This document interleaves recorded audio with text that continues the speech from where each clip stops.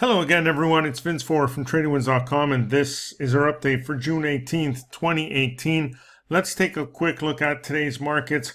Well, stocks were lower, significantly lower earlier in the day. This, again, on more tensions between U.S. and China on the trade front.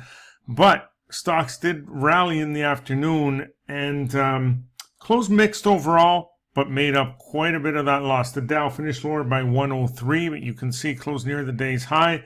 The S&P 500, it was down just 5 points. Again, a strong reversal into the afternoon. That looks pretty bullish, looks pretty good.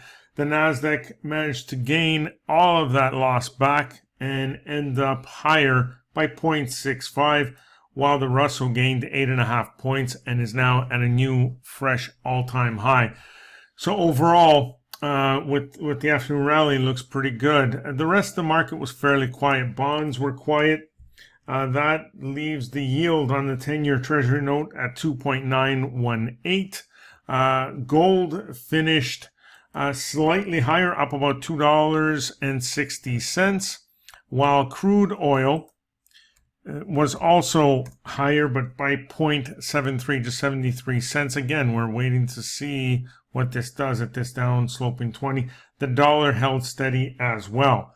Now, I want to share with you a chart of Spotify. Spotify went public back here in early April and kind of went sideways for a while, but is now trending strongly.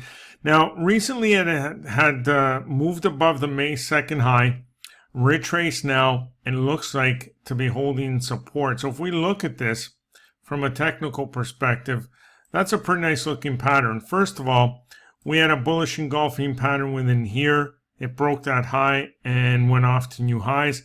It now retraced here and bounced off it. Again, another strong bullish engulfing pattern there, which has not triggered yet. What we want to see is a break of the highs.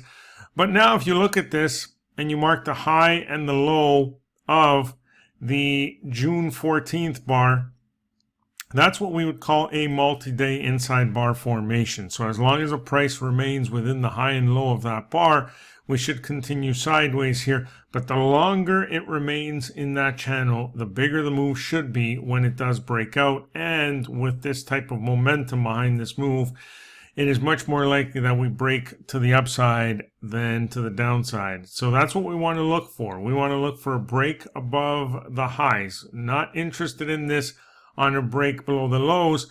What that would mean is more of a retracement into this downward sloping 20 or another support level down in here.